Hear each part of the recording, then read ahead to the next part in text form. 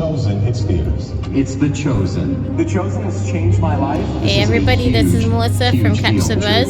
Chosen. We're excited to share with you The Chosen. the Interfaith Celebration we went to here in Nampa, Idaho. Huge fan of the series The Chosen. And then in February. It is on its way to becoming one of the most popular TV series of all time. It is crazy. We're super excited to have gotten to go to the Chosen conference. From to where we are now, and we're not And then we heard about from my brother-in-law and so it's that there was this Interfaith Celebration and the Chosen was coming. It's more about God than it is about And any he of us thought, here. well, you guys might be interested. I was like, are you crazy? Of course we're interested, duh. Anyways, so bubble up now. we've heard about it, and they were out of tickets. And then we found out somebody we knew had some, and so we were grateful we got those and got to see The Chosen again. We just thought we were lucky once, and we were grateful to be lucky twice. Blessed. I feel like a real show now. Absolutely out of this world. It's exploding out into the world. It's such a beautiful thing what The Chosen is doing. More than 200 million people that watched the first So I'm excited to share this with you. The introductory. Oh, there's Chosen Con right there. Never pictured an event like this. But it's so exciting to Overwhelming. get to see these guys on screen and then see them in live. It's all going down this season. Shahar, we wish we could have seen Shahar, but he was in war in Israel, since he's Israeli.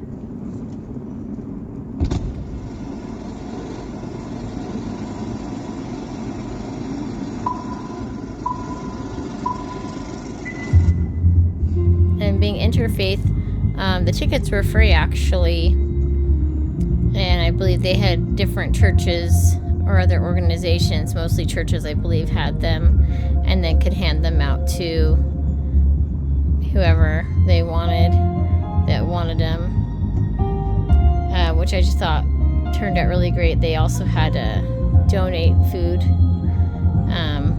optionally if you'd like to, so that was another great opportunity for people to come together and be doing something for someone else.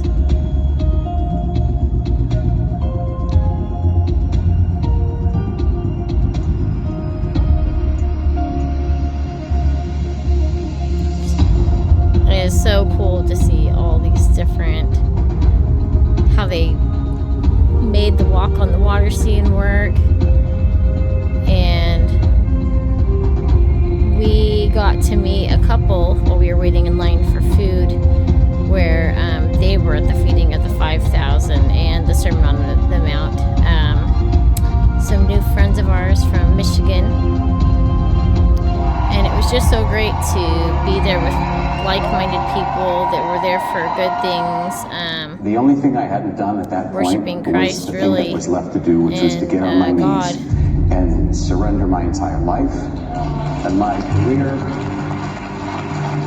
and everything that I had up to that point over to God. And if you haven't seen Jonathan and Jesus on Amazon, because listening to God, you've got to watch it. His Son accurately to the world is so extraordinarily important. And watch it all the way at the end, because the very last part was so good with Jonathan. Those who are watching not to give up on God.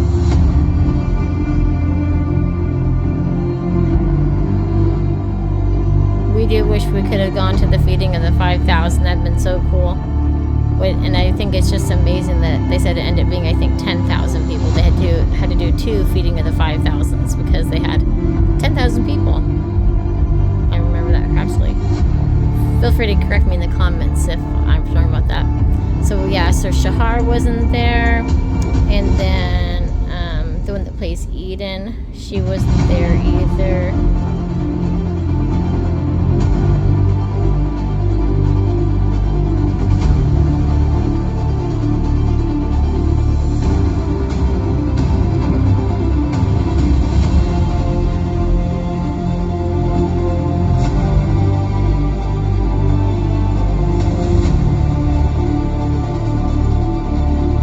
Pharisees, as they showed it right there. I think the amazing thing too is a lot of us read different things in scripture, or maybe haven't read the scriptures, but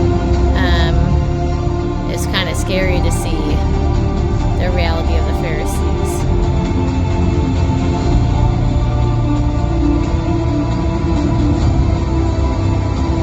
And one thing I think The Chosen does such a great job with too is their music. Even when they had those guys running on the beach, because the boat was getting overloaded with fish, and they played kind of Celtic music. It was so cool. That I surrendered to and am humble before. I give all credence and credit to God, so I gave him everything. How to surrender to something. To need to surrender.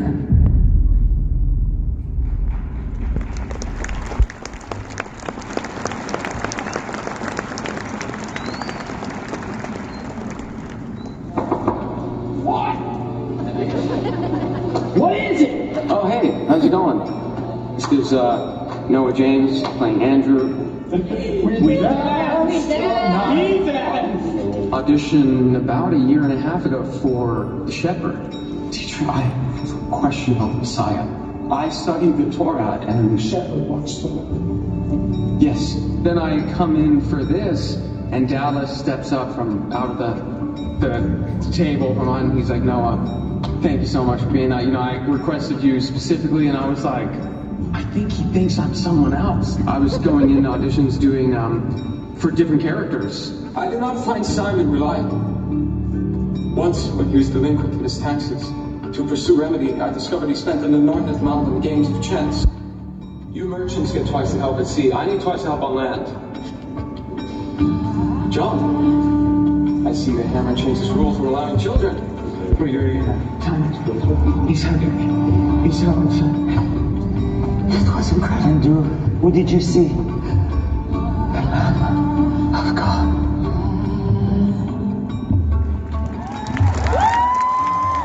It was very exciting to see Noah again. He just has so much energy. Hello. Oh, it's so funny. They had to remind me to step out on stage just now. I was like, wow, I remember that cute. Oh, I'm going.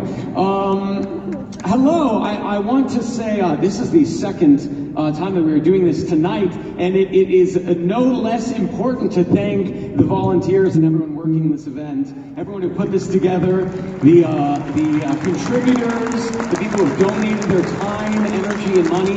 So thank you all, because we're here because of you. So thank you for having me. I am Noah, as you saw on that screen. My beard is a little shorter, my hair quite longer, but same me. And I have a few things that I would like to speak with you all about this evening. About my journey with the show, getting involved, actually, and we saw a little bit of some clips in that night, so I want to dive into that. My beginning with the show did not start with The Chosen, but The Shepherd, the short film that Dallas made about the birth of Jesus. When I got that audition, which you saw a little snippet of, I was in one of the lowest moments of my life, honestly, as a human being. And we were actually not allowed to bring a regular camera. We just had to record on our phones. And I'm going to get to that in a moment. So considering I prepped the audition, I went in, we were able it's to a do small anything at all. casting office with just the casting director, the camera, and me. I'm glad we do can the share it with scene you. 2 times, and I leave the room in probably less than 10 minutes, never hear from them again. That's how that goes. A year and a half later, I get an audition for The Chosen. No idea that it's connected in any way.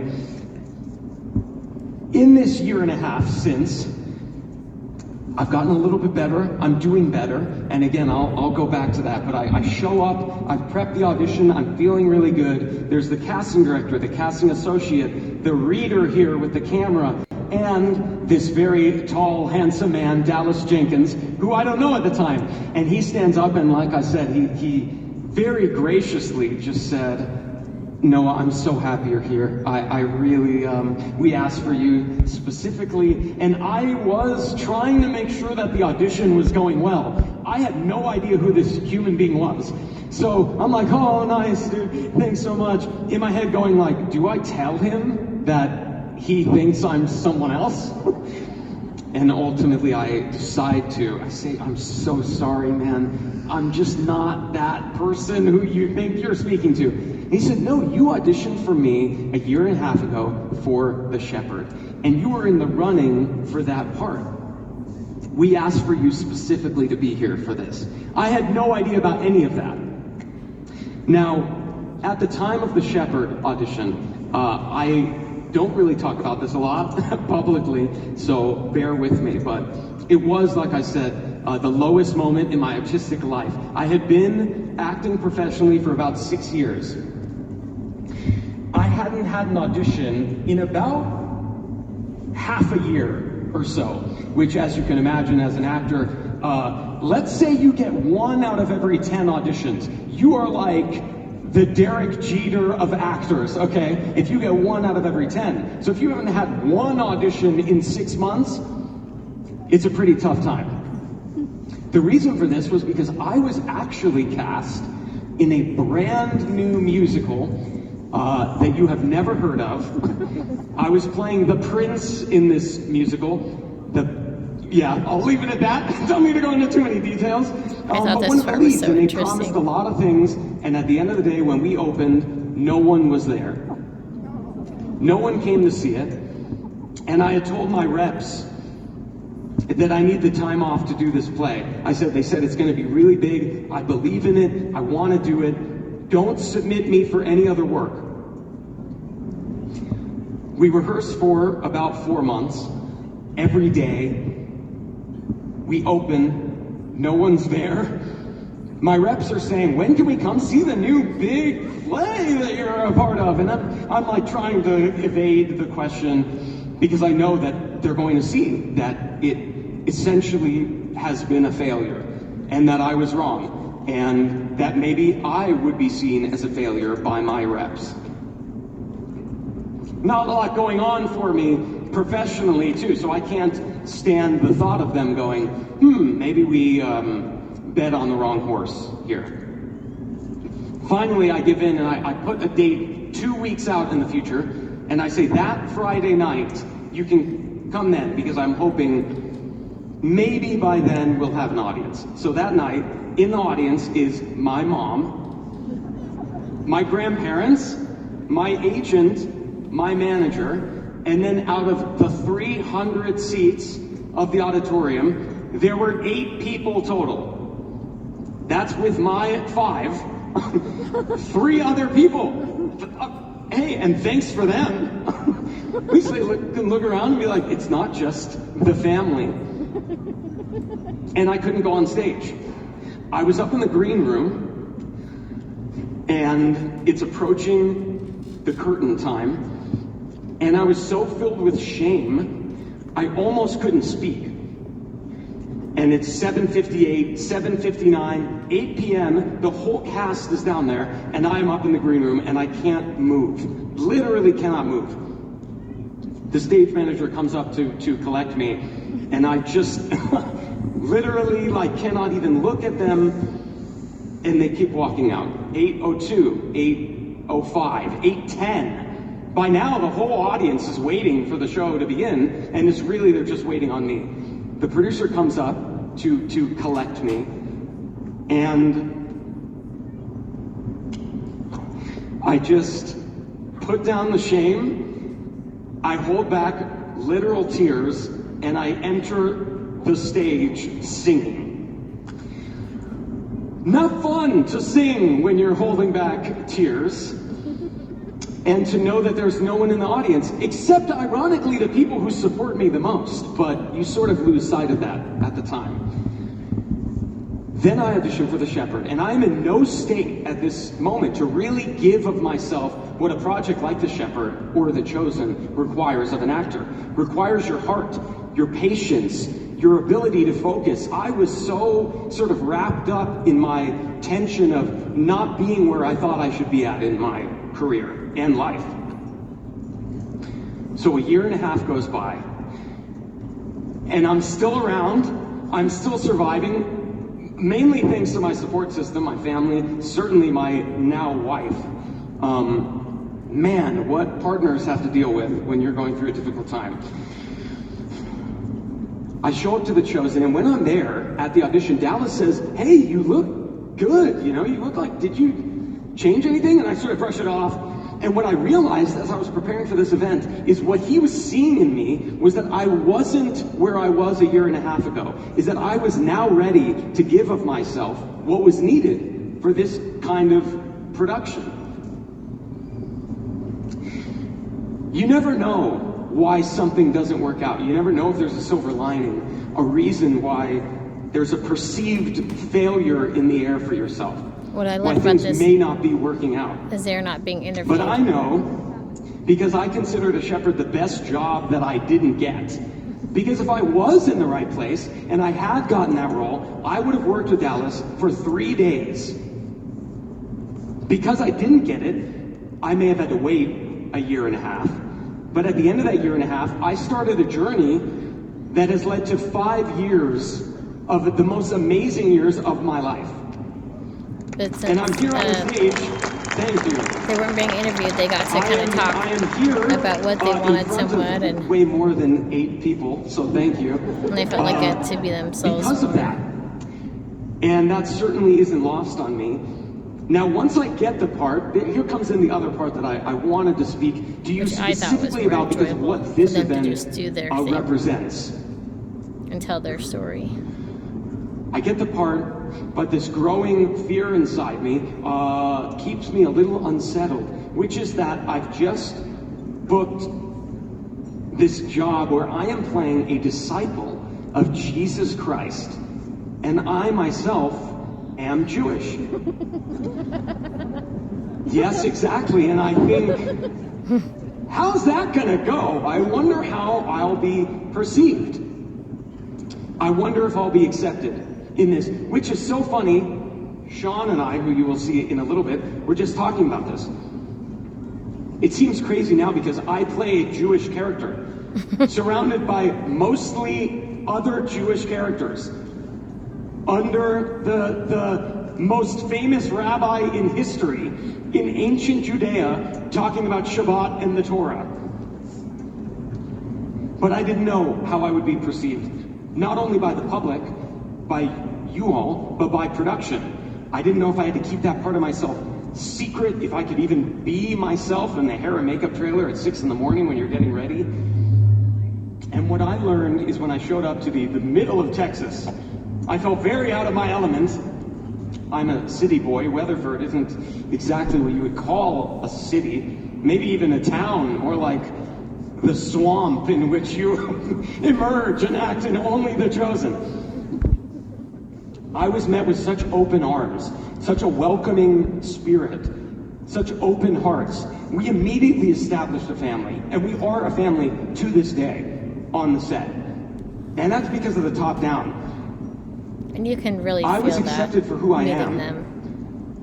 for my belief system, my opinions, my ideas, my creative ideas. And because I was invited into this world, that's almost an exclusively Christian space, if you will, much like what I can assume this event is. Because I was welcomed into this world, I have learned more about Jesus and his teachings and his message and Christianity as a whole in the last 5 years than I have for my entire life leading up to that moment.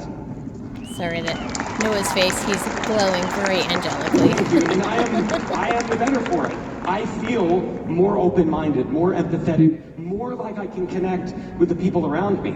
Because I also follow the message of the show and of the Gospels, of love, of connection, acceptance, lending out an open arm, a loving heart, instead of judging people who you may perceive as different from you. In season 2, James and John don't want to help the Samaritans. And Jesus says, you think you're better than them? Why? Because of where you were born?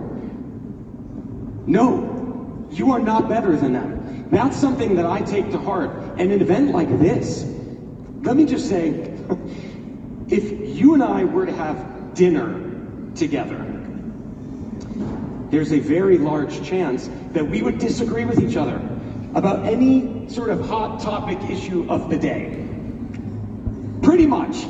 Probably like 97% of, We might be disagreeing, but I guarantee that I would enter into that dinner with you in good faith, with an open heart. And the vast majority of people do the same. And so you can disagree with someone and still love them. And as a matter of fact, when you meet with people like that, just like this event, an interfaith event, an intermingling of ideas and different backgrounds, you find that you come up with solutions you never would have if you only stayed with people who come from the exact same place you do, from the exact same ways of thought that you do. It's only through the intermingling that we can move forward as a society. I really believe that, and I know it because if I wasn't a part of the Chosen, this world, you all would have been completely closed off to me. I would never be here right now without the Chosen. And that's not from you, that's from me. I wouldn't have felt welcomed. I wouldn't have felt like I belonged. And I do belong, and I do feel welcomed, and I thank you all for that, because I really do truly, truly feel that. So thank you. It's very humbling when we travel the world meeting people about the Chosen. There's a through line that doesn't change. No matter where they're from, no matter the way they live, they say this series has meant so much to me. It has impacted me. It's been there for me during my dark moments. As an actor, as an artist, what more can you ask for? And if I could tell myself that when I was auditioning for The Shepherd and I felt so bad about myself, so bad about my career, if I could say, just wait. You're going to be a part of something when you can give fully of yourself that will help people all over the world. I'm so grateful to be a small part of telling this story, and I really, really thank you all for the support, the love that you show to all of us. We feel it, we really, really do, and we couldn't do this without you. So, once again, I say thank you. Thank you so much. It was so great to see Noah again. When they, at the Chosen Conference, when they did Family Feud, they called it. It was just so funny. Him and Luke Dimian, who plays Judas, they just felt like they were just a couple of brothers having just a great time together, unruly, on the edge of chaos. So they just felt like they were just kind of the life of the party. So yeah, it was so great to get to see Noah, and please check out our video where and I'll put the link on the screen, or a picture of the video so you can see which one it is, where we got our picture taken with Noah James. Just really memorable experiences, and so great to be able to meet these great people that have such a good spirit, and how great it felt to be there with so many different people and feel like we all became this family. And as he talked about people coming from different backgrounds, I have a good friend of mine who's Jewish. I myself am a member, and my husband are members of the Church of Jesus Christ of Latter-day Saints. While we waited in line, when the couples I said was the feeding of the 5,000, they're Catholic, and I believe the wife does a podcast, and they just told us some very personal things, kind of the things that you wouldn't necessarily tell like more of a stranger. But I feel like, because even though it's just a show that we're watching, it's like as though we've all been through something together. And I feel like that is what the love of God can do, can help strangers to feel and be like family that wouldn't otherwise make sense. So anyways, thanks for watching. We're going to have another video here with Amber. And we've got we have Amber is coming by, walking by between photo ops, and we have a short video of her. So it is a short. So it'd be great if everybody can check that one out, and I'll put a link on here for that. And anyways, we will see you later, and thanks for watching. We'll see ya.